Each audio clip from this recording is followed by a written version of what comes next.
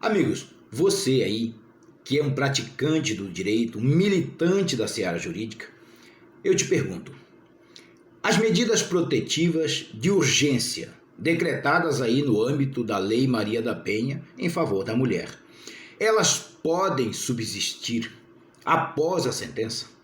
A sentença que condena o agressor pode tornar as medidas protetivas de urgência decretadas no início, logo após o fato agressivo ter ocorrido. Essas medidas, elas podem continuar existindo para sempre, perpetuamente, a partir da sentença? Sim ou não? Fica comigo nesse vídeo, vamos até o final, porque o STJ se debruça sobre esse assunto e traz muitos detalhes que nos interessam bastante. Vamos lá.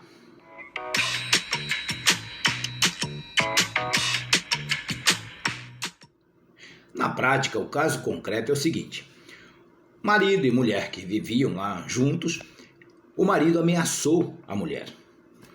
A mulher procurou socorro e foram decretadas medidas protetivas de urgência de início. O marido foi afastado do lar, proibido de se aproximar da vítima, proibido de se aproximar dos parentes da vítima e também das testemunhas do caso. Nós já tivemos aqui um vídeo parecido com esse, não tem muito tempo. Pode ver no link aqui em cima. Verifica aí para você tirar sua dúvida. A diferença para este caso é que no vídeo que você vai ver nesse link aqui, lá não houve condenação, não houve sequer indiciamento do acusado durante o inquérito. E foram mantidas algumas medidas protetivas. Aqui houve efetiva condenação pelo crime de ameaça. E as medidas protetivas, lá na sentença, a magistrada disse que elas se tornavam definitivas. Todas as medidas protetivas decretadas de início tornavam-se definitivas a partir da sentença condenatória. O TJ manteve, em grau de recurso, manteve a decisão de piso, a decisão de primeira instância. E por essa razão que chegamos ao STJ, na análise deste HC. Vamos verificar o que é que a Corte Superior de Justiça entendeu e decidiu sobre esse tema. Antes de prosseguirmos, eu peço que você que se interessa por esse tipo de assunto se inscreva aqui no canal de cabeça. Assim você não perde nenhum assunto de maior relevância decididos pelo STJ e pelo STF. Prosseguindo. Na avaliação do caso concreto, o STJ faz lembrar que não há como decidir isso sem levar em conta os princípios da proporcionalidade e também a questão da Constituição Federal, que proíbe as penas de caráter perpétuo.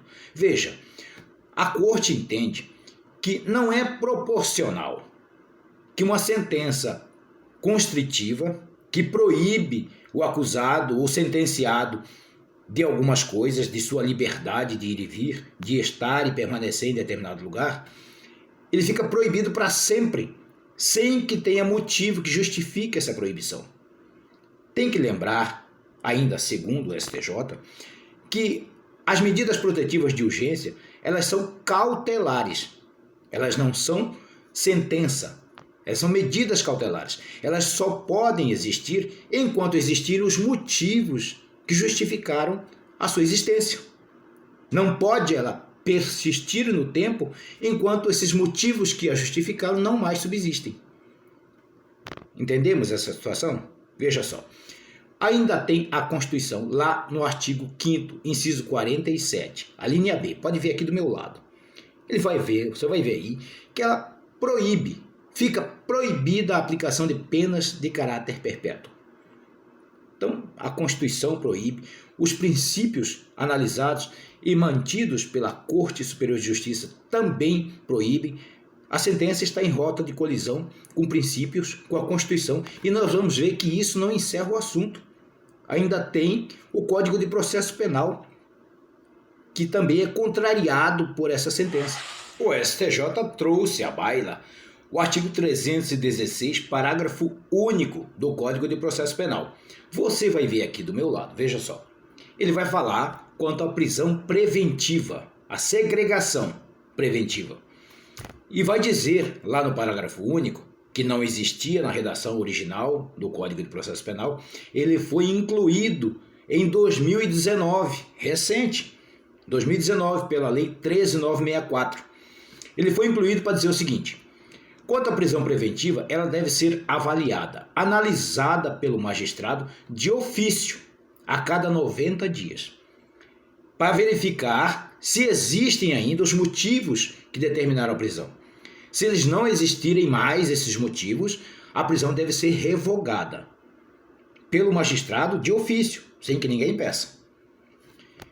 E aí, por que eu estou citando um artigo que tem a ver com prisão, se no nosso caso concreto, neste HC, o acusado naquela época e nem em tempo algum, ele foi preso. Ele não esteve preso. Olha, eu faço isso porque o STJ, nesta decisão, determina que seja aplicado por analogia esse artigo 316, especialmente com o seu parágrafo único que acabamos de ver. Ele manda que seja aplicada ao caso das medidas cautelares no âmbito da Lei Maria da Penha.